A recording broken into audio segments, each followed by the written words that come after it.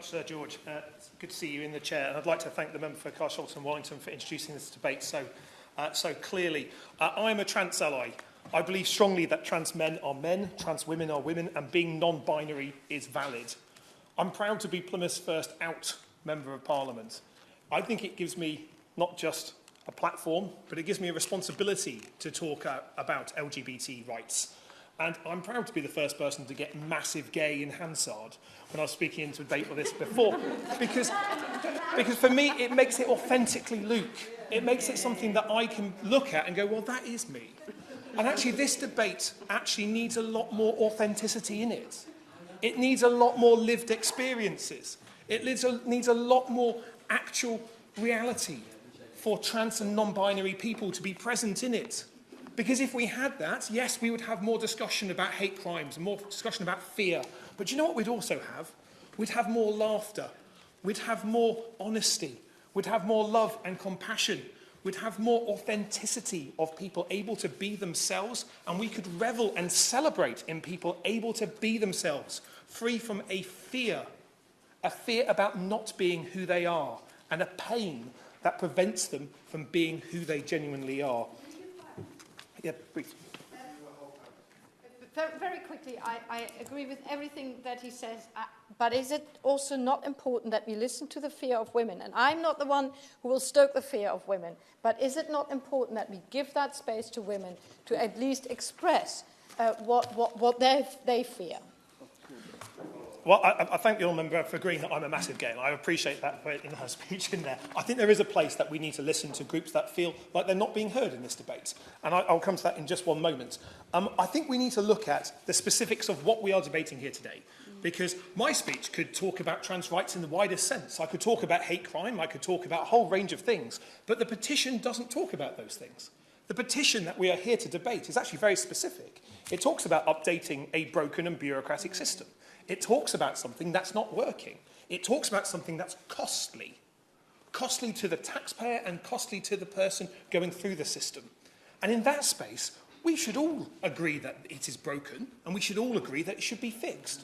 I think the agreement that we are so painfully trying to avoid finding with each other is the one that we should pull out of this debate and say, actually, the GRA should be reformed. It is a broken system. It doesn't deliver what we need. It incurs massive cost, not just in terms of pounds, shillings and pence of people applying to go through it and massing the documents, but in the cost of the mental health crises that frequently follows the experience of going through the GRA process, in terms of the lost opportunities, in terms of the jobs not taken, in terms of the taxes not spent, not accrued. We need to look at the lost opportunities, and that's why it's so important that we look at this. I agree with my honourable friend from Brighton that self-ID is a problematic term. It is. It is difficult because it has opened up the ability for people to attach things to this debate that are not in it currently. And if it is to be a debate where we can attach more and more things to it, we lose sight of the bit where we all agree. Because in this space, there is lots that we do agree on. And there's actually less that we disagree on. But if we put the focus on where we disagree rather than where we do agree, then we can find ways of throwing stones at each other, which I don't believe is right. We can find ways of using language which is unhelpful. I am not abnormal because I have a boyfriend. My trans friends are not abnormal because they are trans. And I think we should be clear about this. And it's not suitable to have the word but at the end of it when we say something. We need to recognise the innate human value in each of us along the way. I do want us to look in particular at the process that the GRA is causing difficulty on. And I share the concerns that have been raised more eloquently than I can about the difficulties in amassing the documents, the delay, the lack of a right of appeal, the confusion around it, the fear for many trans people of having a panel of people they do not know deciding over their lives. That is something that is humiliating and dehumanising for lots of people. And if we had this in any other walk of life, to access any other public service, we would all, regardless of our party, be saying that this is an inefficient and uncaring process and we'd be calling for its reform. Yeah. So let's focus on that part to make sure it can be there. Because when I was asking my trans friends in Plymouth about what they wanted to see as part of this, yes, they agreed that the GRA process isn't working. They're very clear on that. Those that have tried to participate in it are very clear. But what they'd like us to focus on more is actually to get through this debate and then to talk about healthcare, to talk about the difficulties that they can in accessing healthcare.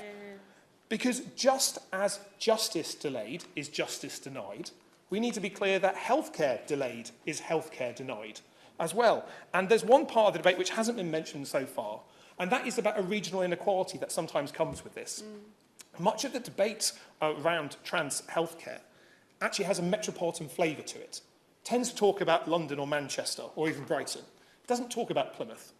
It doesn't talk about the experience in the southwest. It doesn't always talk about the incredibly long waiting lists. The waiting list at the West of England Gender Identity Clinic stands at 5 years, 7 months. That's not a waiting list to be proud of. That's a waiting list to shame us. And that's why we need to look at what is possible that we can ensure changes here. And I think then we also need to look at why the delay. And this is why I turn to the Minister, because I hope the Minister will be able to speed this through the government processes. But there's 3 questions I think that are worth looking at the delay. Why is there a delay in the first place? Why has it taken the machinery of government so long to come through? It's because the delay is deliberate. It's not accidental. It is a deliberate space that has been created to weaponise a debate, to cause division, where the consequences of that space do not bother the people that have caused it. Increase in hate crime, increase in abuse, increase in assaults, increase in hate online, in person. That is a consequence of where we are in this. What is the cost of the delay? The cost of the delay is people's lives, are people's experiences, and people's interaction. Because allowing someone to change their birth certificate does not deal with going to a toilet, choosing which toilet you go to. Everyone pees. We need to get over this. Everyone pees. And everyone should have the right to pee along the way. But who benefits from this delay as well? If we look at the cost of it, what's the benefit of it? There is no benefit to this, unless your objective is to create a culture war. Because in the narrow debate that we are looking at on the petition, in the narrow changes on the birth certificate to afford pension rights, there is no benefit to the taxpayer, there is no benefit to the government, not on a logistical administrative sense. And we must ensure that there is no benefit politically for anyone in my party or anyone else's that choose to benefit from the increased hate and assaults and abuse on a marginalised group. My final point, Sir George, is this one, is the struggle for equality is a long and difficult one. We all have to keep fighting for equality along the way. Some of us will use decent arguments, some of us use lived experience, some of us will attempt humour to do so, but we must keep it up.